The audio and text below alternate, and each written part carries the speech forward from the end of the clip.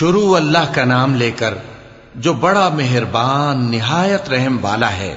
اے پیغمبر صلی اللہ علیہ وآلہ وسلم، لوگوں سے کہہ دو کہ میرے پاس وحی آئی ہے کہ جنوں کی ایک جماعت نے اس کتاب کو سنا تو کہنے لگے کہ ہم نے ایک عجیب قرآن سنا جو بھلائی کا رستہ بتاتا ہے، سو ہم اس پر ایمان لے آئے،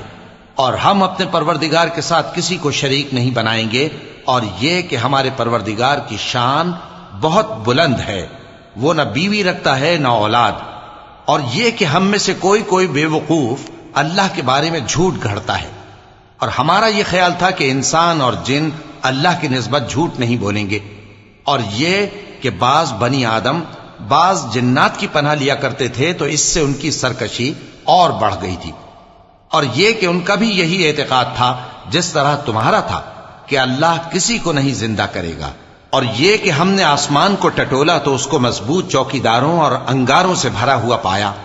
اور یہ کہ پہلے ہم وہاں بہت سے مقامات پر فرشتوں کی باتیں سننے کے لیے بیٹھا کرتے تھے، اب کوئی سننا چاہے تو اپنے لیے انگارہ تیار پاتا ہے، اور یہ کہ ہمیں معلوم نہیں کہ اس سے اہل زمین کے ساتھ برائی مقصود ہے یا ان کے پروردگار نے ان کی بھلائی کا ارادہ فرمایا ہے، اور یہ کہ ہم میں بعض نیک ہیں اور بعض دوسری طرح کے، ہمارے کئی طرح کے مذہب ہیں، اور یہ کہ ہم نے سمجھ لیا ہے کہ ہم زمین میں خواہ کہیں ہوں اللہ کو ہرا نہیں سکتے اور نہ بھاگ کر اس کو تھکا سکتے ہیں، اور جب ہم نے ہدایت کی کتاب سنی اس پر ایمان لے آئے، سو جو شخص اپنے پروردگار پر ایمان لاتا ہے تو اس کو نہ نقصان کا خوف ہے نہ کسی طرح کے ظلم کا، اور یہ کہ ہم میں بعض فرما بردار ہیں اور بعض نافرمان ہیں، تو جو فرما بردار ہوئے وہ سیدھے رستے پر چلے، اور جو نافرمان ہوئے وہ دوزخ کا ایندھن بنے۔ اور اے پیغمبر صلی اللہ علیہ وآلہ وسلم، یہ بھی ان سے کہہ دو کہ اگر یہ لوگ سیدھے رستے پر رہتے تو ہم ان کے پینے کو بہت سا پانی دیتے تاکہ اس سے ان کی آزمائش کریں، اور جو شخص اپنے پروردگار کی یاد سے منہ پھیرے گا وہ اس کو سخت عذاب میں داخل کرے گا، اور یہ کہ مسجدیں خاص اللہ کی ہیں تو اللہ کے ساتھ کسی اور کی عبادت نہ کرو، اور جب اللہ کے بندے یعنی یہ پیغمبر صلی اللہ علیہ وآلہ وسلم اس کی عبادت کو کھڑے ہوئے تو کافر ان کے گرد ہجوم کر لینے کو تھے۔ اے نبی صلی اللہ علیہ وآلہ وسلم، کہہ دو کہ میں تو اپنے پروردگار ہی کی عبادت کرتا ہوں اور کسی کو اس کا شریک نہیں بناتا، یہ بھی کہہ دو کہ میں تمہارے لیے نہ کسی نقصان کا اور نہ نفع کا کچھ اختیار رکھتا ہوں، یہ بھی کہہ دو کہ اللہ کے عذاب سے مجھے کوئی پناہ نہیں دے سکتا اور میں اس کے سوا کوئی جائے پناہ نہیں پاؤں گا،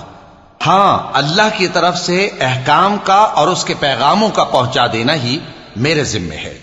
اور جو شخص اللہ اور اس کے پیغمبر کی نافرمانی کرے گا تو ایسوں کے لیے جہنم کی آگ ہے،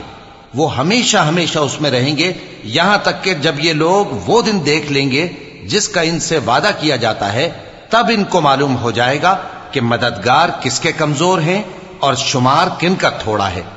کہہ دو کہ جس دن کا تم سے وعدہ کیا جاتا ہے میں نہیں جانتا کہ وہ عنقریب آنے والا ہے یا میرے پروردگار نے اس کی مدت دراز کر دی ہے، وہی غیب کا جاننے والا ہے، سو کسی پر اپنے غیب کو ظاہر نہیں کرتا، ہاں جس پیغمبر کو پسند فرمائے اور اس کو غیب کی باتیں بتا دے تو اس کے آگے اور پیچھے نگہبان مقرر کر دیتا ہے تاکہ معلوم فرمائے کہ انہوں نے اپنے پروردگار کے پیغام پہنچا دیے ہیں، اور یوں تو اس نے ان کی سب چیزوں کا ہر طرف سے احاطہ کر رکھا ہے اور ایک ایک چیز گن رکھی ہے۔